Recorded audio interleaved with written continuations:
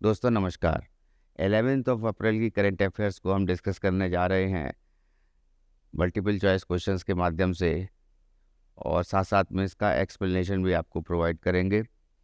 तो जिन लोगों ने अभी तक चैनल सब्सक्राइब नहीं किया है उनसे मेरी ये रिक्वेस्ट है कि आप लोग चैनल सब्सक्राइब कर लें और बेल आइकन दबा दें, ताकि जो भी नया वीडियो अपलोड हो उसकी जानकारी आपको मिल जाए।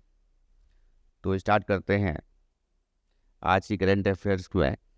फर्स्ट जो इम्पोर्टेंट करंट अफेयर है वो है भारत की निशानेबाजी जोड़ी रुद्राक्ष पाटिल और आर राजेश बोरसे ने अर्जेंटीना में ये हो रहा है ये वर्ल्ड कप आईएसएसएफ का।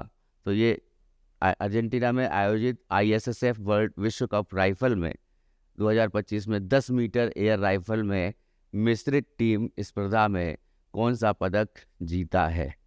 तो मिश्रित टीम स्पर्धा में इन्होंने रजत पदक जीता है, सिल्वर मेडल जीता है। फर्स्ट पोजीशन पे चाइना रहा है और सेकंड पोजीशन पे इंडिया रहा है। तो प्रतियोगिता के अंतिम दिन में वांग जिफेई और सोंग वुहान ये जोड़ी थी जिन्होंने भारतीय जोड़ी को हराया और स्वर्ण पदक जीता, और चीनी टीम के खिलाफ स्वर्ण पदक में यह जोड़ी 9-17 से हार गई। भारत के कुल पदक तालिका में दूसरा स्थान है और टोटल पदक जो हैं भारत ने जीते हैं 7। इन 7 पदकों में 4 जो है वो गोल्ड मेडल हैं, 2 सिल्वर मेडल हैं और 1 जो है वो ब्रॉन्ज मेडल है या कांस्य पदक है। फर्स्ट पोजीशन पर चाइना रहा है। टोटल चाइना ने 11 पदक जीते हैं और 11 पदक जीत में 5 स्वर्ण हैं, 5 जो है गोल्ड हैं और 3 रजत हैं और 3 कांस्य हैं। ठीक है, नेक्स्ट आते हैं। अब ये आईएसएसएफ जो वर्ल्ड कप हुआ है 2025, इसमें अर्जेंटीना में ये रहा और ब्यूनस आयर्स में खेला गया ये पूरा वर्ल्ड कप। और इसमें इंडिया में किसने स्वर्ण पदक जीता और किसने रजत पदक जीता और किसने कांस्य पदक जीता, वो हमने एक लिस्ट है उसको हम लोग देखते हैं कि स्विफ्ट कौर सामरा इन्होंने महिला 50 मीटर राइफल में 3 पोजीशन में स्वर्ण पदक जीता है। रुद्रांश पाटिल पुरुष 10 मीटर एयर राइफल में स्वर्ण पदक जीता है। सुरुचि सिंह है, इन्होंने 10 मीटर में एयर पिस्टल में स्वर्ण पदक जीता है। विजयवीर सिद्धू ने पुरुष श्रेणी में 25 मीटर रैपिड फायर में पिस्टल में स्वर्ण पदक जीता है। तो टोटल हैं 1, 2, 3 और 4 स्वर्ण पदक। फिर ईसा सिंह हैं और अभी जो हमने डिस्कस किया आर्या बोरसे और रुद्रांश पाटिल की जोड़ी ने मिश्रित में 10 मीटर या राइफल में रजत पदक जीता है। तो ये 2 रजत पदक हो गए। उसके बाद सौरभ चौधरी सुरुचि सिंह इनकी जोड़ी ने 10 मीटर में कांस्य पदक जीता है मिश्रित टीम ने। और चैन सिंह हैं, इन्होंने 50 मीटर राइफल में 3 पोजीशन में कांस्य पदक जीता है। तो ये टोटल लिस्ट है जो 2025 में अर्जेंटीना के ब्यूनस आयर्स में ये आईएसएसएफ खेल संपन्न हुए। नेक्स्ट आते हैं। भारत ने किस देश के साथ कृषि सहयोग के लिए समझौता ज्ञापन पर हस्ताक्षर किए हैं। नेपाल के साथ हस्ताक्षर किए हैं भारत ने कृषि सहयोग को लेकर के। तो समझौते में निम्नलिखित क्षेत्रों में सहयोग शामिल है। पहला तो कृषि विज्ञान और प्रौद्योगिकी, साइंस एंड टेक्नोलॉजी में जो भी इम्पोर्टेंस है, तो एग्रीकल्चर में जो भी डेवलपमेंट हो रहे हैं उसको लेकर के। दूसरा जो है फसल उत्पादन, प्रोडक्टिविटी को लेकर के, और कृषि व्यापार, ट्रेड को लेकर के। फिर है विपणन, मार्केटिंग एंड पौध संरक्षण। तो यहाँ पे जो आता है कंजर्वेशन ऑफ प्लांट्स को लेकर के है। फिर बागवानी है, हॉर्टिकल्चर, एकीकृत कृषि प्रणाली, और फिर सूक्ष्म सिंचाई और बाजार पहुँच। तो सिंचाई पर भी बात को लेकर के भी है, पौध संरक्षण को लेकर के भी है, कृषि व्यापार को लेकर के है, फसल उत्पादन को लेकर के है, और कृषि विज्ञान और प्रौद्योगिकी लेकर के ये जो समझौता हुआ है ये नेपाल के साथ भारत ने किया है। नेक्स्ट आते हैं। डिजिटल सुविधा और गोपनीयता की दिशा में एक बड़ा कदम उठाते हुए केंद्र सरकार ने किसके लिए नया ऐप लॉन्च किया है? देखिए, एक नया ऐप लॉन्च किया गया है, ये आधार कार्ड के लिए लॉन्च किया गया है। और इसमें क्या है कि अब फ़ोटोकॉपी की ज़रूरत नहीं रहेगी और ना ही आधार कार्ड आपको लेके के चलना होगा। बेसिकली क्या है कि इसमें फेस डिटेक्शन को जो है इम्प्लीमेंट किया गया है। तो फेस डिटेक्शन के माध्यम से जो है ये कहीं पर भी आप जहाँ पे फ़ोटोकॉपी की ज़रूरत होती थी वहाँ पे आपका फेस डिटेक्शन करके जो है आधार को वेरीफाई किया जा सकता है। ठीक है। तो डिजिटल सुविधा और गोपनीयता की दिशा में एक बड़ा कदम उठाते हुए केंद्र सरकार ने नया आधार ऐप लॉन्च किया है। यह ऐप उपयोगकर्ताओं को अपने आधार विवरण की डिजिटल रूप से सत्यापित और साझा करने में सुविधा देगा। इससे आधार कार्ड ले जाने या फोटोकॉपी जमा करने की आवश्यकता खत्म हो जाएगी। नया आधार ऐप मोबाइल ऐप के जरिए फेस आईडी प्रमाणीकरण, कोई भौतिक कार्ड नहीं, कोई फोटोकॉपी नहीं, यहाँ पर ये बोला गया है। मंत्री जी जो हैं साइंस एंड टेक्नोलॉजी के मंत्री, उनके द्वारा, ठीक है, ट्वीट किया गया है। नेक्स्ट आते हैं MCADWM योजना है। आधुनिकीकरण के लिए वित्त वर्ष 2026 में कितनी प्रारंभिक राशि निर्धारित की गई है? तो ये 1600 करोड़ रुपए ये राशि निर्धारित की गई है।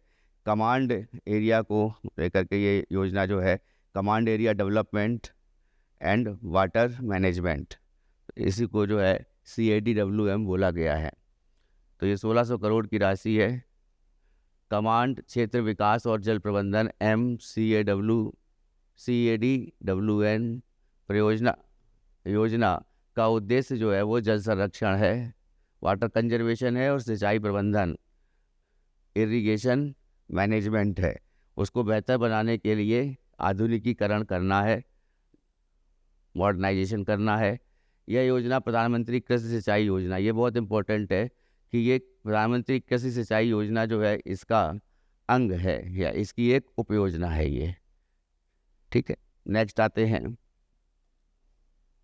केंद्र सरकार ने फ्रांस से कितने राफेल मैरीन लड़ाकू जेट की खरीद के लिए 63,000 करोड़ रुपए के एक बड़े रक्षा सौदे को मंजूरी दी है? राफेल जो है बेसिकली इसको INS विक्रमादित्य और INS विक्रांत में इसको फिक्स किया जाएगा, वहाँ पर जो है इसको तैनात किया जाएगा। और ये विमान का जो रक्षा सौदा हुआ है ये 63,000 करोड़ रुपए का सौदा हुआ है। इसमें 26 राफेल विमान जो है वो खरीदे जा रहे हैं।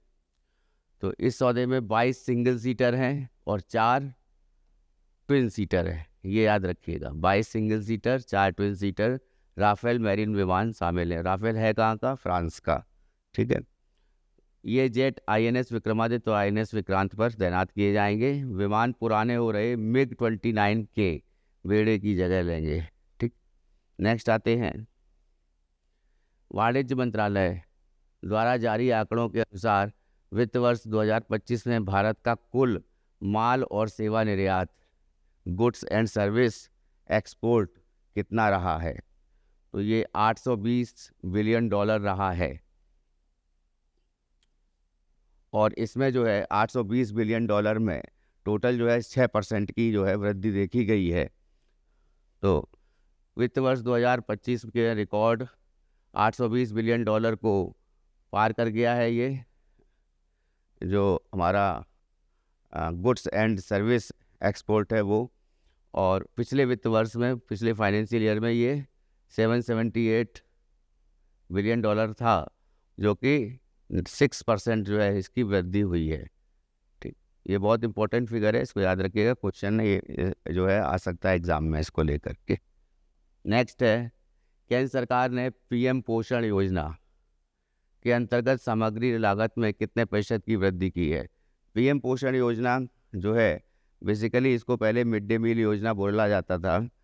और जो प्राथमिक स्कूल होते हैं या उच्च प्राथमिक सरकारी स्कूल होते हैं जो बेसिक शिक्षा परिषद के अंतर्गत आते हैं, उसमें वहाँ पर जो है ये योजना को लागू किया गया और इसके तहत जो है बच्चों को मध्याह्न भोजन योजना के नाम से जो लंच आवर्स होते हैं उसमें जो है भोजन स्कूल में ही बनाया जाता है और स्कूल में ही जो है उनको भोजन दिया जाता है, ताकि उनका जो कुपोषण का स्तर है वो पोषण स्तर अच्छा रहे और कुपोषण ना हो।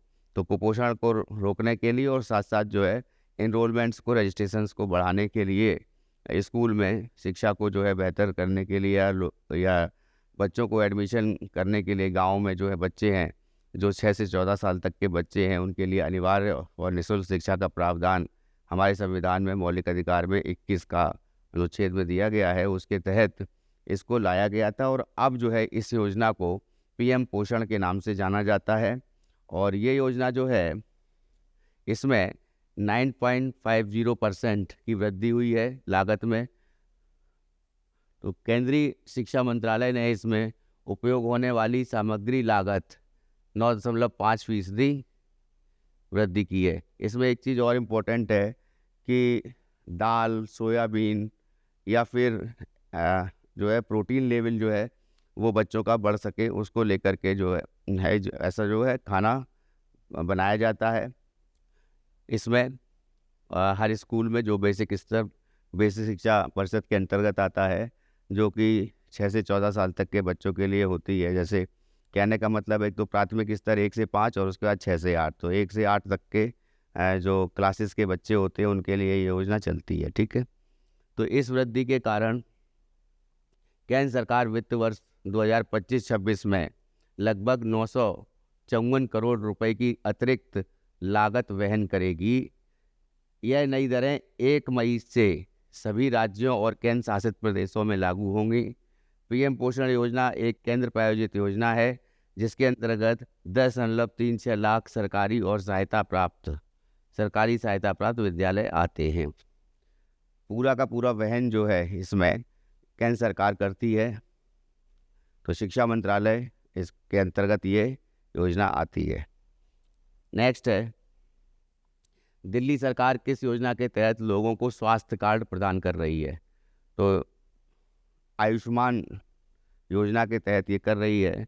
तो आयुष्मान भारत प्रधानमंत्री जन आरोग्य योजना, इसके तहत दिल्ली में भी अब जिन लोगों ने रजिस्ट्रेशन किया है, जो लोकल अस्पताल हैं वहाँ के, जो पर्टिकुलर क्षेत्र में जो अस्पताल होते हैं उनके वहाँ पर जा कर के तो उनको ये लाभ मिलेगा PMJAY योजना का, जन आरोग्य योजना का, और जिन्होंने रजिस्ट्रेशन किया है। और दिल्ली जो है ये अभी हाल ही में दिल्ली में चुनाव हुए, उसके बाद जो है बीजेपी पार्टी सरकार बनी, कि गवर्नमेंट बनी, और उसके बाद जो ये योजना जो है उसमें इम्प्लीमेंट की जा रही है। तो इसके बाद टोटल लगभग पूरे इंडिया में ये योजना लागू हो जाएगी। और परंतु इसमें एक राज्य छूटेगा, वो है पश्चिम बंगाल। वेस्ट बंगाल में अभी तक ये योजना लागू नहीं की गई है। ठीक है, तो दिल्ली सरकार आयुष्मान भारत प्रधानमंत्री जन आरोग्य योजना के तहत लोगों को स्वास्थ्य कार्ड देगी। तो स्वास्थ्य कार्ड इशू किए जाते हैं जो BPL फैमिली होती है, बिलो पॉवर्टी लाइन, गरीबी रेखा के नीचे जो होते हैं उनको। और ये कार्ड जो है उन्हें दिए जाएंगे जिन्होंने इस योजना के तहत पंजीकरण कराया है।